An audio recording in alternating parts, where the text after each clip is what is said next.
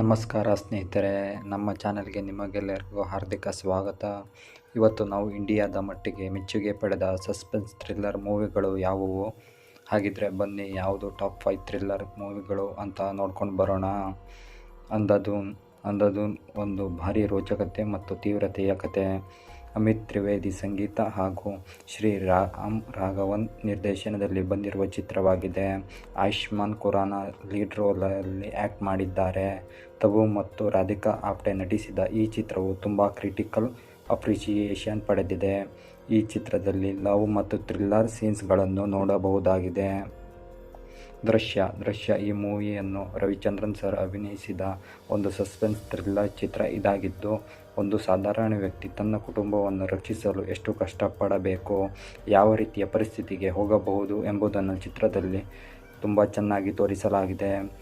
ಚಿತ್ರವು ಜನರ ಮನಸ್ಸಲ್ಲಿ ಆಳವಾದ ಪರಿಣಾಮ ಬೀರಿತು. ಈ ಮೂವಿಯಲ್ಲಿ ನಿಮಗೆ ಸಸ್ಪೆನ್ಸ್ ಮತ್ತು ಫ್ಯಾಮಿಲಿ ಮೇಲಿನ ಲವ್ ಅನ್ನು ಮೂವಿಯಲ್ಲಿ ತುಂಬ ಚೆನ್ನಾಗಿ ತೋರಿಸಿದ್ದಾರೆ. ಕಹಾನಿ ಒಂದು ಸಂಜಯ್ ಘೋಷ್ ಅವರ ನಿರ್ದೇಶನದ, ವಿದ್ಯಾ ಬಾಲನ್ ಅವರು ವಿದ್ಯಾ ಬಾಗ್ಚಿ ಆಗಿ ಅಭಿನಯದ ಒಂದು ಅನನ್ಯವಾದ ಚಿತ್ರ. ಇಲ್ಲಿ ಒಂದು ಗರ್ಭಿಣಿ ಮಹಿಳೆಯು ತನ್ನ ಗಂಡನನ್ನು ಹುಡುಕುವ ಕಥೆಯಾಗಿದೆ.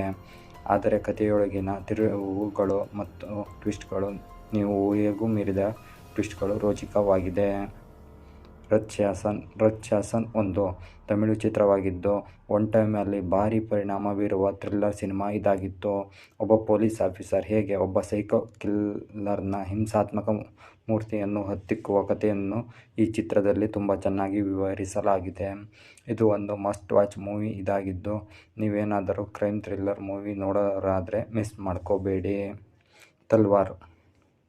ತಲ್ವಾರ್ ಚಿತ್ರವು ಒಂದು ರಿಯಲ್ ಲೈಫ್ ಕ್ರೈಮ್ ಘಟನೆ ಆಧಾರಿತ ಥ್ರಿಲ್ಲರ್ ಮೂವಿ ಆಗಿದ್ದು, ಇರ್ಫಾನ್ ಖಾನ್ ಹಾಗೂ ಕಂಗನಾ ಸೇನ್ ಶರ್ಮಾ ನಟಿಸಿರುವ ಈ ಚಿತ್ರವು ಡಿಟೆಕ್ಟಿವ್ ಥ್ರಿಲ್ಲರ್ ಮೂವಿಯಾಗಿದೆ.